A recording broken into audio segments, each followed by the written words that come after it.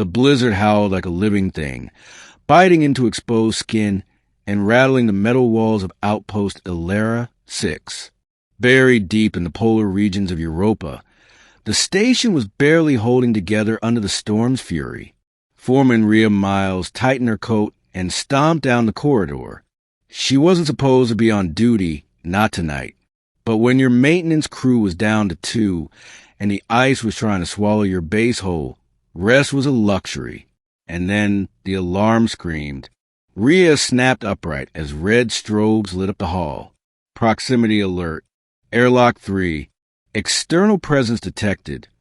The AI droned. No one's out there, Rhea muttered, already sprinting toward the hatch. She skidded to a stop, jaw tightening as she read the readouts. The sensors were glitching, registering something huge, multiple heat signatures, but buried under layers of frost. She slapped the intercom. Ev, get an airlock 3. Bring thermal cutters.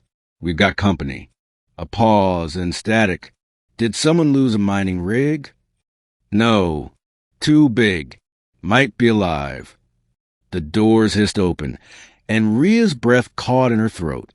Curled in the snow just outside the airlock was a creature straight from myth, a massive, silver-scaled beast with wings folded like broken sails. Crystalline ice coated its body, but steam rose faintly from the cracks in the frost. 2 smaller figures, hatchlings, were huddled close to its chest, barely breathing. Dragons? Ev whispered behind her. Rhea didn't answer.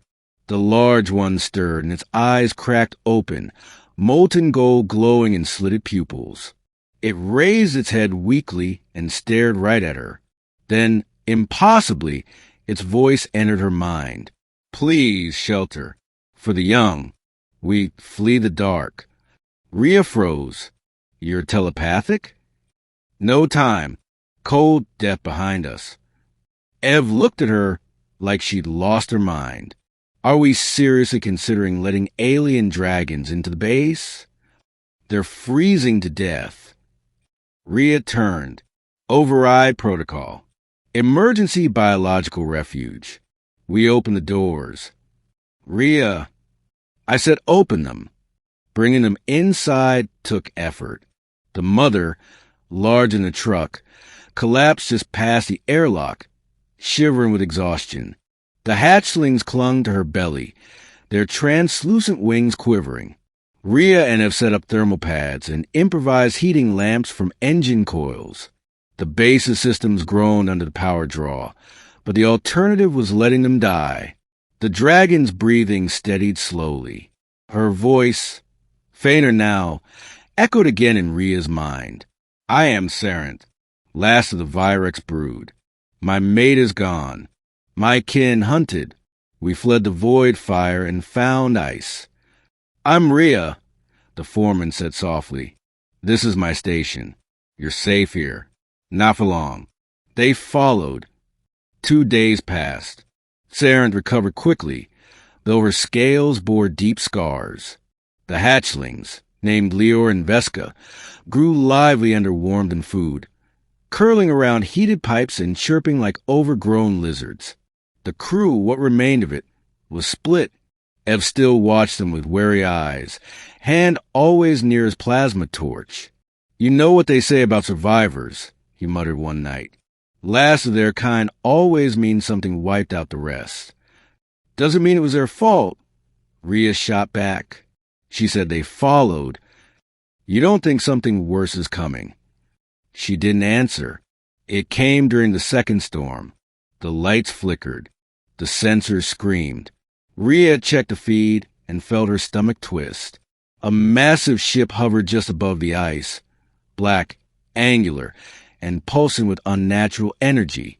It wasn't human. It wasn't even built for flesh and bone. Sarata's eyes snapped open as if she felt it too. The harrowers, the soul eaters, they found us. What do they want? Not want. Take. Life, memory, everything. They are the end that moves. The dragons rose, their scales glowing faintly now. Even the hatchlings hissed with inherited fury. Rhea stared at the growing shadows outside. We can't fight that. Not alone. Sarent turned to her, and for the first time, lowered her head fully. But if you lend us power, we can protect. Power? Heat, light, spark. Your machines, they can fuel the old fire in us. Ev nearly choked. You want us to supercharge dragons? Rhea looked at the readouts. The storm, the ship, they had no weapons that would even scratch that thing. Do it, she said. Hook the reactors to the auxiliary grid. Feed it into the chamber. Rhea, we're already dead if we don't try. They built the conduit in under an hour. Heat radiated through reinforced coils into the walls where the dragons rested. Sarent roared, not in pain, but awakening. Her body lit with inner flame. Her wings stretched wide, and for the first time, Rhea saw what the Virex once were not beasts, but celestial titans. The hatchlings followed, their bodies now glowing like living constellations. The harrower's ship began to descend.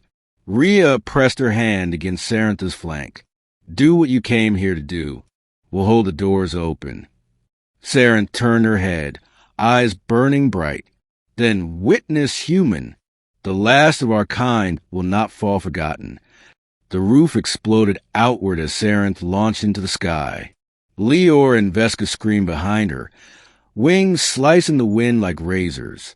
The harrower's ship responded, dark beams lashing downward, warping the ice. But Sarent dove through them, wrapped in fire. She struck the hull with a boom that shook the planet's crust. Flame erupted from her mouth, not fire as Rhea knew it, but plasma streaked with memory, the ancestral wrath of a dying race. The ship screamed, literally impossibly, as metal warped and buckled. The hatchlings flanked their mother, carving through weapon pods and defense turrets.